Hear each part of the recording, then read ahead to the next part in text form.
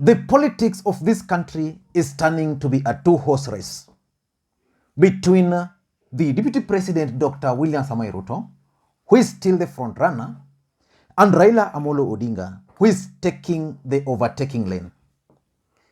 And William Samoei Ruto has embarked on a 4-day trip of the coastal region. In this video today, I want us to look into the objective of William Ruto's trip to the coast. But before we do that, if you're watching this channel for the first time, please, I want you to take a second or two and click the subscribe button so that next time we produce a video like this, YouTube will automatically notify you. So the Deputy President is at the coastal region. Today he was in Voi, Taita Taveta County. And I don't know your perspective about that trip. I'm just trying to look at Jicho Pevu. He made a post about that particular trip, William Ruto's trip to the coast, and my friend Hassan Omar. So Jicho Pevu is saying hustlers wako tayari karibu Mombasa na pwani mzima kwa jumla 14th to 19th. So basically the Deputy President is going to be in the coastal region from the 14th, which is today, until the 19th. And then from 19th, the Deputy President will head straight to Kirinyaga for the Mashujaa Day celebrations. What is the objective of William Ruto's trip to the coast? Because we all know that the Deputy President is not known to spend much time in an area the way he's going to do in the coastal region. That's normally the strategy of Raila Odinga.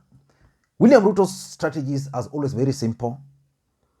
Call people to Sugoi or Karen, meet them, organize event in their areas 1 day or 2 days. But this time around, the DP is going to be on 14th, which is 1, 15th 2, 16th 3, 17th, 18th, 19th. Actually, close to 6 days. What is his objective? In my view, the Deputy President is going to be that long in the coastal region because of these main political objectives. Number one, the DP is going to the coastal region to try and address serious divisions which are emerging in Team Tanga, not only at the coastal region, but in the entire country. Remember the other day, a list of officials emerged, and from that list, coastal region was not there. They were not really represented. And if you go deep up to the coastal region, there's serious division within Team Tanga. There are certain individuals who feels entitled to UDA. But there are those who also feel that they've worked hard to deserve an hearing from the DP. So the DP is going to the coastal region to try and sort out the division in Tanga. Because if that division is not going to be sorted out, then there's going to be a problem. For example, Hassan Omar, who is a good friend of mine, has emerged as the true face of Team Tanga in the larger coastal region. But there are people like Aisha Jumwa who believes that Hassan Omar should not be the face of Team Tanga in the coastal region. And indeed, Aisha Jumwa has been very close to the DP. So there's a way these people are not working together. And this is hurting William Ruto and his campaigns in the larger coastal region. Remember, William Ruto last year, in December, managed to support a candidate in Kwale, Msambweni constituency, Faisal Abdallah, and outwitted Raila Odinga and President Uhuru Kenyatta. From that time, the DP was expected to pick up a momentum. If you followed that campaign, the UDA team were actually united like a team. But after that win, a lot has changed. So the DP is going to try and address the division in Tanga at the coastal region. Number two, I also believe that the Deputy President is losing the momentum. That momentum began in the larger Mount Kenya region. That momentum is slowing down. I was seeing some opinion poll by Infotrack. That opinion poll was putting the DP at 61%. Previously, the same opinion poll used to place the DP at 80 something percent. And of course, Raila Odinga is coming up very fast. In the larger Mount Kenya region where Raila Odinga has focused, a lot is happening. So the DP is trying to go to the coastal region, in my view, to try and pick up the momentum again. And today was in a Voi, and the images which are coming from Voi are not really pleasing to the DP. Maybe it's not going to gain that momentum. Remember, the importance of momentum are normally huge. When Raila Odinga went to Laikipia and people turned up, Raila Odinga has sustained that momentum up to date. So the DP was expected to go to Voi, pick up a momentum, then continue those other days. But that momentum, in my view, he has not picked it. Maybe he's going to pick it tomorrow or the day after tomorrow. But in my view, the DP is keen on picking up momentum for the coastal region. That's number two. Number three is the central Kenya politics. The truth of the matter is that the Deputy President, Dr. William Samoei Ruto, has concentrated his activities in the larger Mount Kenya region. And the other regions were feeling neglected. If you look at William Ruto's diary in a week, 3/4 of it is spent either meeting people from the larger Mount Kenya region or the DP attending functions in the larger Mount Kenya region. And the other regions within Tanga were not happy with that. They felt that Mount Kenya region were being favored. And because of that, they had started slowing down the campaign. Remember, Mount Kenya region, as we speak, was supposed to be under the DP. And the DP strategy was simple: consolidate central Kenya, go to other regions where Raila Odinga was strong, coast specifically, and western, pick some percentage from those regions, and then after picking some percentage from those regions, then do the basic.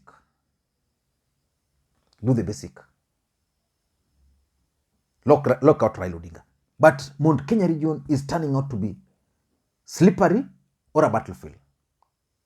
So he is going to the coastal region just to show his supporters from other regions that I'm not only concentrating in the larger Mount Kenya region, I'm also concentrating in your region. And the truth of the matter is that central Kenya is slipping away.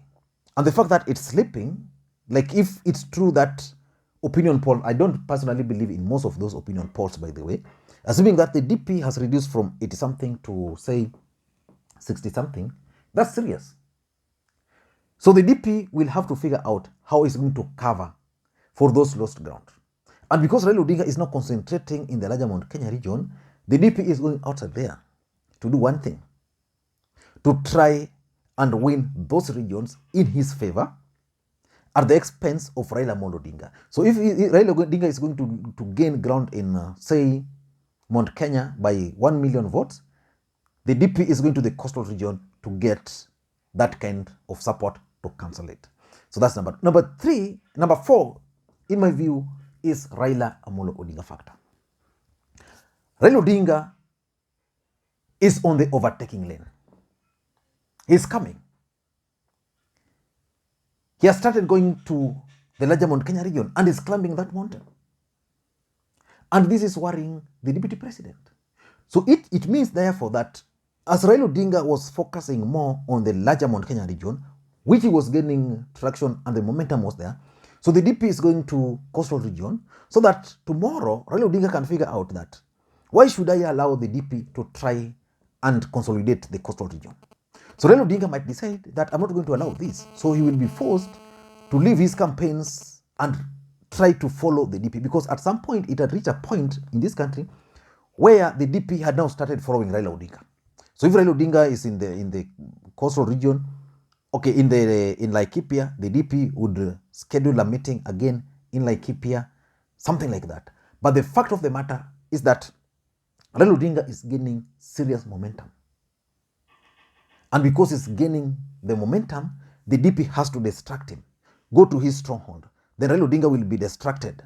Figure out now what's really happening in coast. I need to lock coast.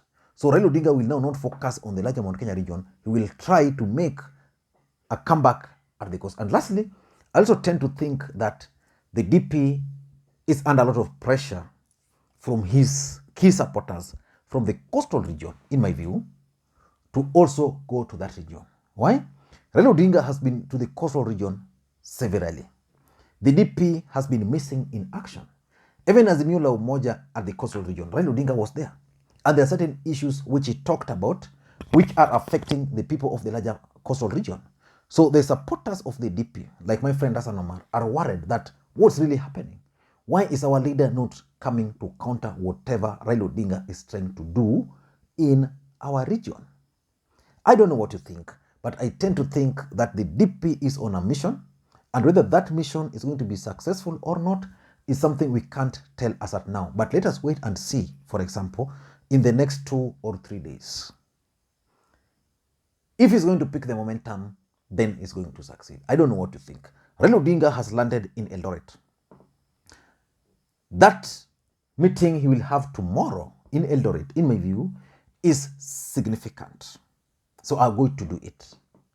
And I lost my dad, and I'll require your support, guys.